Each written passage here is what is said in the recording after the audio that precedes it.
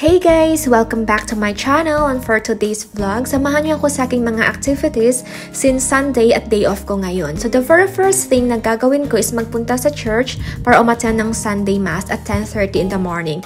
Umalis ako ng bahay around 10:28 kasi nga sobrang lapit lang talaga ng church sa bahay namin guys. More or less 1 minute away lang yung church sa bahay. Kaya naman, kampante talaga ako na hindi ako malilate kapag umalis ako ng 10:28. In fact, early pa ako yan guys. So ito yung St. Mary's Magdalene Church. Dito ako always uma-attend ng Sunday Mass. Actually, meron din namang isang church sa harap ng bahay namin, pero mas prefer ko talaga na dito umattend sa St. Mary's Magdalene. Maliit lang tong St. Mary's Magdalene Church at never talagang siyang napupuno during Sunday Mass kasi nga meron pang isang church sa harap ng bahay namin. Alam nyo ba guys, mostly sa mga uma-attend ng Mass dito ay nasa 60s, 70s, or 80s. Feeling ko nga ako yung pinakabata eh. Pero nakakatuwa lang kasi parang nakikita ko na yung self ko pagtanda ko.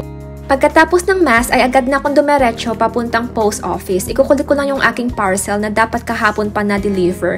Yun nga lang, walang tao sa bahay kasi nga may mga trabaho kami. So sabi ko sa kanila, daanan ko na lang sa post office. Sobrang saya ko talaga guys kasi nga winter pa rin ngayon sa UK. Pero nakikita ko kasi yung sikat ng araw kaya ang saya-saya ko. Once in a blue moon lang kaya ito nangyayari na may sikat ng araw dito tuwing winter.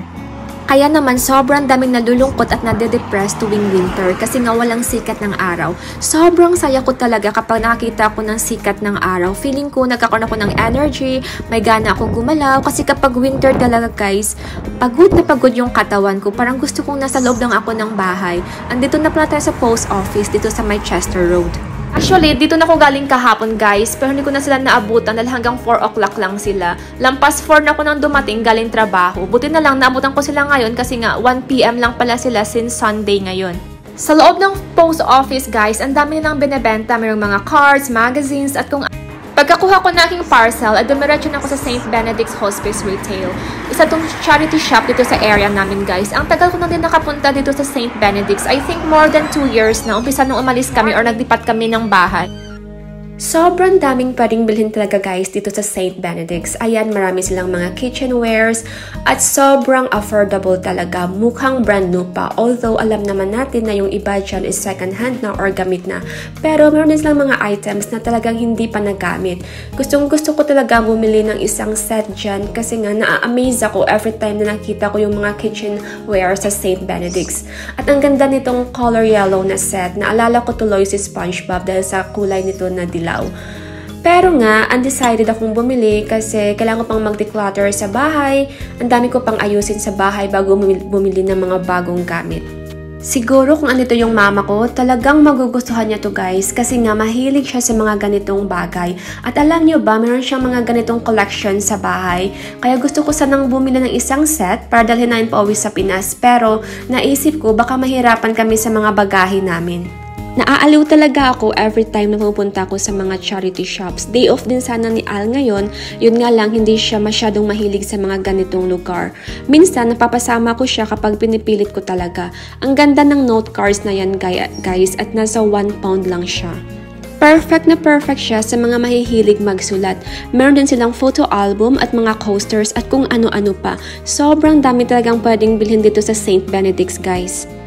Actually, wala pang ibang customer dito sa loob ng shop guys. Mag-isa pa lang ako at kasama ko yung 2 staff ng St. Benedict's. Kaya naman, video ako ng video.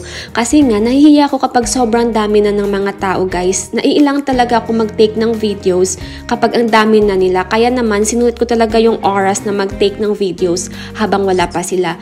Meron din silang mga books dito. Siyempre, as a book lover, tinignan ko na lang din yung mga books nila kasi nga sobrang mura. Pwede ka makabili ng 3 books for 1 pound lang. Yun nga lang, tingin-tingin lang muna ako for now kasi sobrang dami ko pang mga libro na hindi nababasa doon sa bahay. Sobrang naaaliw talaga ako every time na nakita ko ng mga libro. Alam ko sinabi ko na to sa past vlogs ko na mahilig talaga ako sa mga libro at naaaliw ako at nawawala yung stress ko at napakaganda niya talaga sa mental health ko. Meron talaga siyang positive impact sa self ko. Kaya naman, kahit na di ako bibili ng libro ngayon, check pa rin ako ng check sa mga books nila kasi nga natutuwa at naaaliw ako. Meron din pala silang mga books for kids at mga stuffed toys at ibang mga laruang pambata. Sobrang affordable ng mga toys nila at mukhang bago pa talaga. Meron din silang mga damit pambata at of course, hindi mawawala yung mga pang-adult nila. Naalala ko nung araw, nung baguhan pa kami dito sa UK, palagi kami nag-aabang dito sa St. Benedict's kapag mga bagong items na release sila. Especially yung mga pang-winter clothes nila kasi nga, sobrang affordable, maganda yung quality at mga branded pa talaga. Kaysa naman bibili kami sa mall na napakamahal, diba? Pagkatapos kong mag-charity shop, ay dumiretso na ako ng bahay. At yan na yung parcel ko kanina guys na kinuha ko sa post office. Nag-order kasi ako sa Crocs online kasi nga nag-request itong mama at papa ko ng Crocs nila. Kaya naman, binilhan ko sila dahil nga uuwi din kami ni Al ngayong March at dadalhin na lang namin pa uwi sa Pinas. Kaya naman, mag-unboxing tayo ngayon. Ako na yung mag-unbox ng mga Crocs nila guys. Kasi nga, need nating i-check kung tama ba yung mga items na pinadala nila. Since online ko nga ito binili. Ang hirap kasi kapag sa Pinas pa tayo mag-unbox. Tapos, mali pala yung mga items na pinadala nila. So, malabo nang maibalik guys kasi nasa Pinas na. Dito naman kasi sa UK, sobrang hassle-free at stress-free talaga kapag may mga items kang need mong ibalik sa shop. Sobrang stress-free talaga guys. Hindi ka mahihirapan. As long as buo yung items, pwede mo siyang ibalik. So, our first item is itong white Baya platform clog, which is request yan ng mama ko kasi nga gusto niya ganyang color at ganyang design na parang may heels or spike ba yan. At yung pangalawang item naman is para sa papa ko, which is yung Crocs Classic in the shade of plaster. Gusto sana niya yung color navy blue, however, walang size na kasya sa kanya. Kaya sabi ko sa kanya, ito na lang yung plaster kasi nga mukhang minimalist naman. Sobrang ganda nitong white Baya platform clog na to. Kaya pala gustong-gusto siya ng mama ko kasi nga meron siyang additional na heels or spike ba yan, which is pandagdag sa height niya. Na-amaze talaga ako guys. Wala akong Crocs. Never ako nagkaroon ng Crocs ever since. Kasi nga hindi ako mahilig sa ganyang footwear. Pero nung makita ko yung para sa mama ko, parang gusto kong kumuha ng isa para sa akin. I think nakuha ko siya around 50 pounds if I'm not mistaken. At syempre, yung papa ko naman ayaw magpahuli. Nagpa-order din siya ng classic na Crocs. Kaya binilhan ko siya ng isang pair in the shade of plaster. I think nakuha ko siya around 30 pounds. I think decided na ako na mag-order ng isang pair para sa akin. Gusto ko yung same sa mama ko. Sobrang ganda niya kasi guys. Hindi ko siya na-realize before sa picture. Kung alam ko lang ganyan kaganda, edi sana nag-order na din ako ng isa para sa akin. It's time to prepare for my merienda guys after natin mag-unboxing. So what I'll be doing is gagawa tayo ng avocado and banana smoothie using our Actileaf Oat Barista Style, which is my substitute for normal milk. At meron din tayong clear honey. To be honest, very rare lang talaga ako gumamit ng honey guys kasi alam nyo, yung banana at yung avocado ay matamis na yun. So ngayon, for the sake of our vlog, gagamit tayo ng honey. But as what I've mentioned, very rare lang talaga ako gumamit ng honey. So meron tayong 1 piece ng banana, 1 piece ng avocado at imimix natin yung oat milk at kunting-kunting amount ng honey, i-blend natin yan gamit yung blend active natin. Alam nyo ba guys, 2020 ko pa yan binili yung blender ko. Hanggang ngayon, gamit ko pa rin siya. So, very worth it talaga siya. Maganda yung quality ng blend active. Sobrang addict ko talaga sa smoothie guys kasi nga alam ko sobrang healthy nito. Na-influensyahan ko na din yung asawa ko. Alam nyo ba, araw-araw na siya nagkahanap ng smoothie. That's why naman I am encouraging others to have smoothie at home.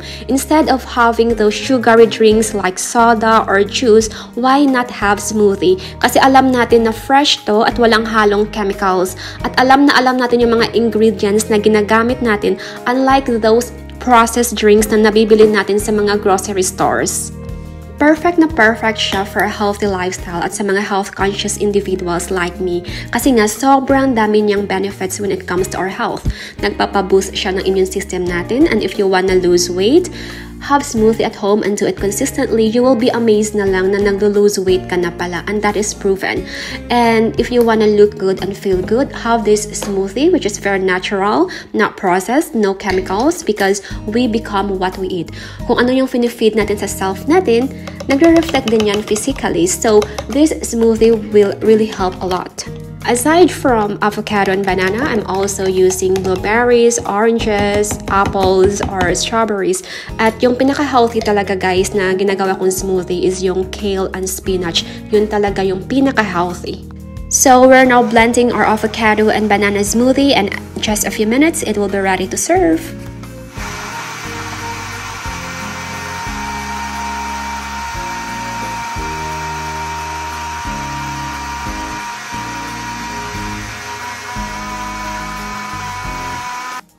Finally, ready to serve na yung banana and avocado smoothie natin, guys. Sobrang gutom na talaga ako. Gustong-gusto ko na siyang inumin, guys. To be honest, di ko maalala kung kumain ba ako ng pananghalian kanina or baka nag-almusal lang ako. Pasado 3:00 na kasi, guys, at gutom na talaga ako. So nakikita nyo naman, sobrang sarap talaga at napaka-healthy ng smoothie natin. Pero bago ko inumin yan, i-prepare ko muna yung pang-partner ko dyan, which is yung brown bread na napaka-healthy din kasi nga high in fiber siya. So, meron tayong pitas bread dito, guys. 6 pieces yan. Pero, of course, isa lang yung kakainin ko dyan. At napakamura na. For 50 pence only. So, i-toast lang natin tong pitas bread, guys, in 3 minutes. Isang slice lang yung kinuha ko, pero hinati ko siya, guys, para magkasya sa toaster. Ito-toast ko siya in 3 minutes kasi gusto ko na mas malutong at crunchy. Mas masarap kasi siya kapag malutong or crunchy. To be honest, wala kasi siyang lasa, guys. Kaya nga sobrang healthy niya kasi walang kalasa-lasa. So, binabawi ko na lang siya sa pagto-toast. At nag-prepare na din ako ng pang-merienda ni Al kasi may nakita akong mini tomato and cheese pizza sa fridge. Nilagay ko siya sa air fryer for 20 minutes para may kakainin si Al kasi alam kong gutom na yun sa kakalaro niya ng computer. At sa sobrang busy namin sa work, baka makaligtaan lang din namin yan sa fridge at maabutan ng expiration date. So, sayang din naman. So, yan yung merienda ni Al at gagawan ko lang siya ng coffee kasi good for 1 person lang yung smoothie na ginawa ko. Alam ko magkahanap yan ng smoothie. Pero later ko na lang siya gagawan. Siguro mga dinner time na lang. After kong mag-smoothie, ay kumain ako ng mixed nuts. Isa to sa mga sources ng aking protein. Mixed nuts siya kasi pinaghalong almond nuts, Brazil nuts, hazelnuts, walnuts, and peanuts. Sobrang sarap niya, guys, at magandang source talaga siya ng protein. At maliban dyan, meron din siyang mga vitamins and minerals which is very good for our health talaga. At ang sarap niyang kainin kapag nanonood ako ng vlogs or Netflix. At nagdadala din ako nito kapag nasa work ako, guys. Kinakain ko siya during break time. At kahit na nagka-travel kami, dala-dala ko din itong isang bag ng mixed nuts na to kasi kapag feeling ko kapag ginugutom ako, at least may makakain ako at alam kong healthy talaga siya, guys. Minimake sure ko talaga na walang halong mga chemicals or preservatives yung mga kinakain ko kasi nga sobrang ganda talaga siya sa health natin. So as much as possible, I always make sure na pure and fresh. Although may mga times na hindi talaga makaligtaan, pero most of the time, mas maganda talaga kapag walang mga halong preservatives or chemicals yung kinakain natin. So itong mixed nuts naman, talagang pure talaga siya. Walang halong chemicals. Kaya gustong-gusto ko siyang kainin during snack time. At kahit na sometimes nag-crave ako ng mga sweets or salty foods, mas prefer kong yun na lang yung kainin ko, yung mixed nuts. At papunta na pala din ako ng Aldi, guys, para mag-grocery. However, nakalimutan ko Sunday pala ngayon. So close